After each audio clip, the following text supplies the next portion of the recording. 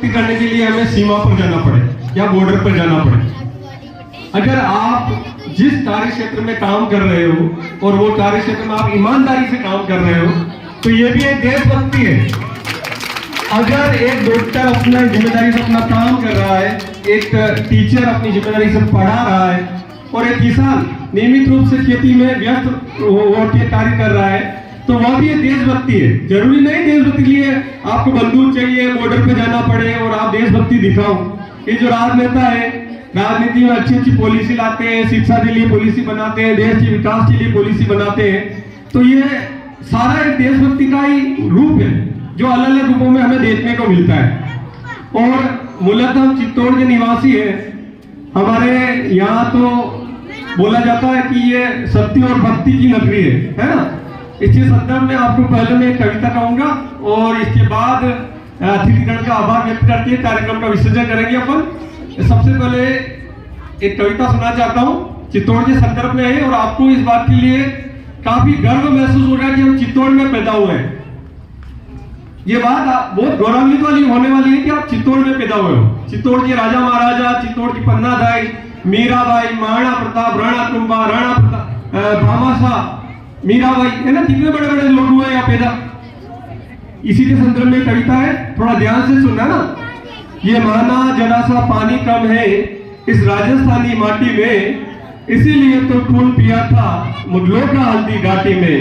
ये माना कि जरा सा पानी कम है इस राजस्थानी माटी में, इसीलिए तो खून पिया था मुगलों का हल्दी घाटी में। कि घास फूस था रह लिया फिर भी वो राणा झुका नहीं, कि घास फूस था रह लिया फिर भी वो राणा झुका नहीं।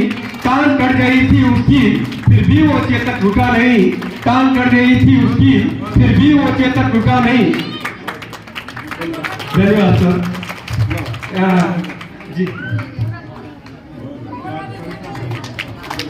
कान कट गई थी उसकी फिर भी वो चेतक रुका नहीं। धन्य जरा बलिदान की आओ सुनाओ तुम्हें कहानी राजस्थान की। देखो राजस्थान का कण कण पवित्र है और सनातन से जुड़ा हुआ। उसके अलावा मैं आपसे बात बोलता हूँ कि जिस चित्तौड़ की अपन बात करते हैं वहाँ इतनी बड़ी बड़ी शख्सियत पैदा हुई है कि हम तो उनके सामने कुछ नहीं है। आज लोग पूछते हैं कि यार चित्तौड़ इतना भारी भारी है, पर अभी आप पीछे वाली पीढ़ी में क्या हो गया है। तो आपसे वापिस से कविता में लाता हूँ कि धन्य जरा बलिदान की आओ सुनो तुम्हें कहानी राजस्थान की।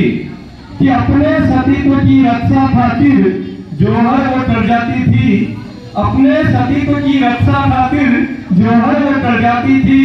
मातृभूमि की आन पर अपना शीश दान कर जाती थी। धन्य जरा बलिदान की आओ सुनाओ तुम्हें कहानी राजस्थान की। धन्य जरा बलिदान की आओ सुनाओ तुम्हें कहानी राजस्थान की। अरे ये कायर अकबर तू खुद आता लड़ने जो होता तू रणधीर यहाँ। अरे एक कायर अकबर तो खुद आता लड़ने जो होता तू रणधीर यहाँ। ये चेतक वाले महाराणा तुझसा नहीं कोई वीर यहाँ। ये चेतक वाले महाराणा तुझसा नहीं कोई वीर यहाँ। धन्य जरा बलिदान की आओ सुनाओ तुम्हें कहानी राजस्थान की। शीश कट गया था गोरा का फिर भी झुका नहीं, शीश कट गया था गोरा का फिर भी झुका नहीं। आओ सुनाओ तुम्हें कहानी राजस्थान की। अपने लाल को शहीद कराया था उसने, अपने लाल को शहीद कराया था उसने। मेवाड़ी कुंवर उदय सिंह को बचाया था उसने। ये कहानी है पन्ना के अमर बलिदान की। आओ सुनाओ तुम्हें कहानी राजस्थान की। आओ सुनाओ तुम्हें कहानी राजस्थान की।